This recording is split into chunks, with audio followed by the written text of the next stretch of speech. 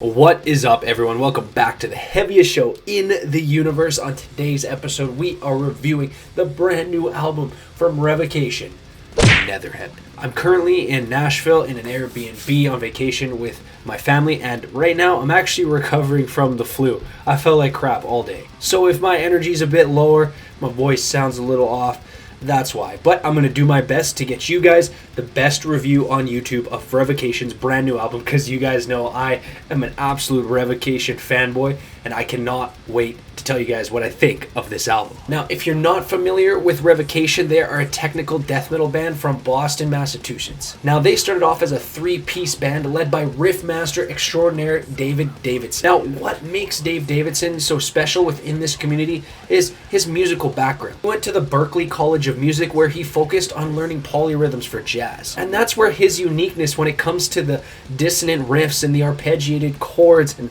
all the atonal aspects that he brings in from jazz really help when it comes to writing this music and making it so fantastic. Revocation is super unique even in the technical death metal scene, and so this is really where it comes from. Not only that, he's always brought fantastic musicians in with him to join his crew. And right now they are back as a three-piece with Ash Pearson on drums and Brett Bamberger, what a name, on bass. But without further ado, let's get right into the good about this album. And boy, there is a lot of it.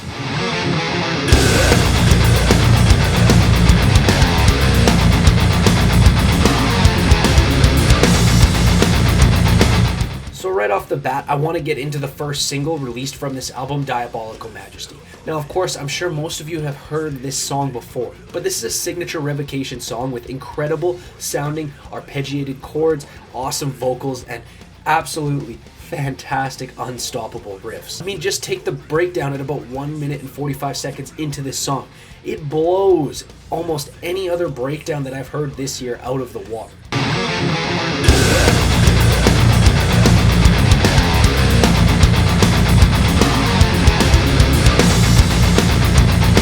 And it's so simple too, but yet it relies on many different aspects coming from each member of the band to make it so impactful. Now, of course, when talking about breakdowns, I always have to bring up deathcore, and why deathcore breakdowns can be pretty cool at times, but for the most part, they're overused and they sound all the same. That's not the case here. Revocation has a few breakdowns on this album, and each one is unique in its own pattern, in its own way. And they're not overly complicated. They're not adding odd timing. They're not even adding half timing into it. It's all about how it fits into the song.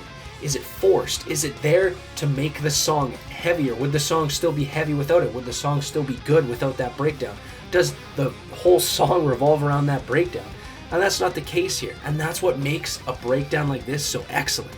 And while Diabolical Majesty is a signature Revocation song that doesn't really blow your mind when it comes to how the band writes or anything like that, it's not going to really blow your mind with anything like, oh wow, Revocation's doing something new. Not really any of that. But when we go into the next song, Lessons in Occult Theft, that's when the kind of new vibe of Revocation starts to set in. Now, not that they're going to be a new band or they sound too different, but they're doing some things that I've never really heard them do before. And mainly when it comes to the lyrics and the way songs are written. So what I ascertained from this song was that it was about a Ouija board gone wrong. Basically, these people are playing with a Ouija board and they become possessed by some sort of demon. Really badass, really cool, especially for someone like me who loves that type of horror movie stuff. And that's what we're going to see throughout the album, is that there's many different lyrical topics, but they all have this sort of creepy, kind of satanic, end of the world overtone. And Dave shows his absolute riff mastery here with a fantastic banger right before the chorus, and Brett is killing it on the bass in this song. Now, another thing that makes Revocation so awesome is the way that they put such fantastic grooves into absolutely heavy, intricate music, and it sounds absolutely like nothing else within the genre. It's like if Pantera were to play technical death metal. And the song Nihilistic Violence really shows Dave's influences from bands like Gorguts and Death really shining through here. For instance, on that first riff where it goes, that's like some signature gore guts action right off of the album Considered Dead. It was so sick.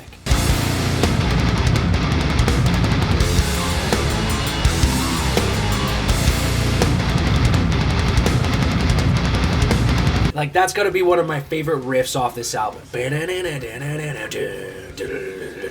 There even was some really cool ghost type gang vocals at the end of Strange and Eternal, which I believe is a song about a man who gets lost reading all these ancient demonic texts about an old lost mystical land called Carcosa. And that ending ghost gang vocal section that I spoke about earlier, I believe was actually taken inspiration from an old book of short horror stories. If you look up The King in Yellow by Robert Chambers, you can actually see that there's a similar type of poem inside of those short stories that sounds a lot like that ending part. Really cool, and it just shows the kind of research that Dave and the gang are going into to create this type of music. They're just not writing about any demons or devils that, you know, a lot of people in the death metal scene will write about. They're actually doing some research about different stories and different topics and putting it in there. In my opinion, the best thing about Revocation as a technical death metal band is the way that they walk the line so carefully between, you know, not enough and it's drudging, old, knuckle-dragging death metal, and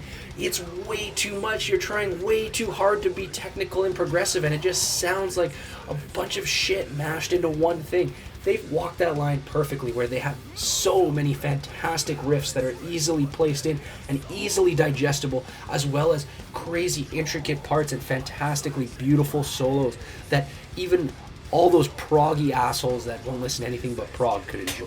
They're okay with sometimes being knuckle-dragging heaviness and sometimes being progressive death metal masters. And fusing those two together, they land very comfortably, very beautifully within that technical death metal genre. One of Dave's signature writing techniques, those arpeggiated chords that I talked about before that he loves to include in a vast majority of Revocation songs, are one of those things that makes them so special.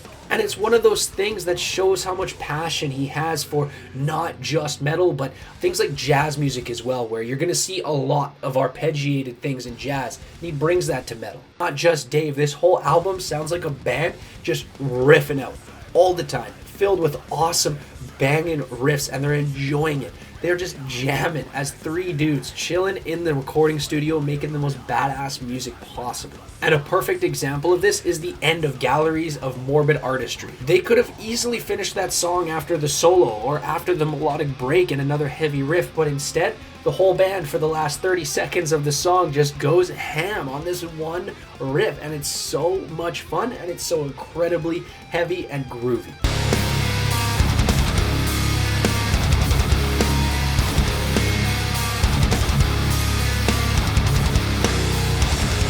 And then in the ninth chasm and the ending riff, the way that Ash Pearson follows Dave and his riff evenly, perfectly with his drum rhythms is just a sign of a band that is so well meshed together and really enjoys being together. Not to mention also on the same song, the way Dave transitions from that riff so smoothly into probably the best solo on the album from Ninth Chasm, it's remarkable. They even reach a new level of heaviness that I didn't think that they could get to on Godforsaken. Their last album, The Outer Ones, was probably my favorite album by them so far. It was so incredibly heavy. Dave hit a new level with his vocals, and I didn't think that they'd be able to surpass that. But they definitely have here on Netherheaven. The Outer Ones started them on this vibe of being super creepy and this unknown overtone of something ephemeral that's out there that we can't understand within their music, H.P. Lovecraftian kind of stuff. They really continue that here on Netherheaven, and I'm all for it. It's an awesome vibe. And there's even a few black metal influences here and there, which is awesome because I think black metal gets such a bad rap, and when a metal master like Dave Davidson wants to include that into this music, I'm all for it. Especially when it's those awesome black metal ooh. And the most obvious example of this is on the intervening abyss of Untold Aeons.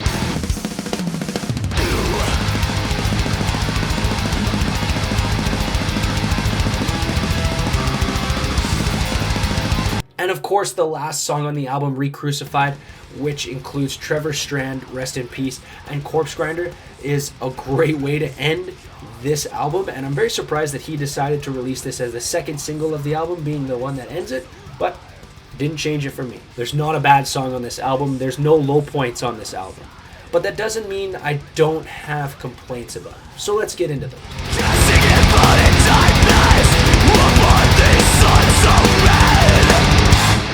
So what I will say when it comes to bad things or complaints that I have, because if I didn't put any complaints on here, then I'd probably just be a huge homer for Revocation and no one would listen to me. Kind of like I said about the last review I did with Megadeth, there's just not enough bass, which is really surprising. I mean, Brett's really good, and I've heard him shine through in the past, and I heard him shine through on this album. And his playing adds a lot of backbone and is a reason that this album is so heavy, but he doesn't get enough time to shine on his own, which is very unusual for Revocation because the bass is always such an instrumental instrument within its music, and I guess they were going for a different vibe here that kind of kept Brett out of the picture fully, but yeah, I wasn't too big on that. And the other thing is that, how do I put this? Like, Dave's solos they're not underwhelming, but I guess I'm growing to expect more of him as time goes on, to the point where these solos, every single solo on here is absolutely fantastic and blows 8 out of 10 other artists out of the water. But I'm now waiting for him to write a Tornado of Souls, a Lucretia level solo, and for me to hear that and be like, wow, this is the greatest solo of our generation. I'm expecting that of him, and maybe that's not fair. Maybe that's my issue and really not Dave's fault. I think so, but that's kind of what I'm expecting from him now. I'm expecting that next level god tier solo. Like for instance, the solo that he wrote on Bound by Desire way back in 2012 off Terra to Genesis. That's one of the greatest metal solos I've ever heard, and he just doesn't stop and he keeps going. Whenever I watch them live, even when I'm moshing and the solo comes on, I stop immediately to watch this guy's solo because it's jaw-dropping. And again, I just want to be perfectly clear that the solos that he writes are absolutely fantastic. It's just the fact that he raises the bar for himself so high. Adding up each individual score of each individual song and dividing by the number of songs on the album, we come to a final score of 9.5 out of 10, which on the heaviest show in the universe rating scale is GOAT. Revocation easily proved that they are still the best modern band in metal today. With this album, they are not touched by anyone else in the scene when it comes to songwriting, when it comes to the way that they play, when it comes to the heaviness. They are untouched. They continue to write fantastic, digestible music for everyone, as well as progressive technical music for all the nerds as well. Absolutely god tier band. What did you think of this album? I can't wait to hear what you have to say down below. Thank you so much for your continued support and watching the heaviest show in the universe. I will see you on the next episode. Long live metal.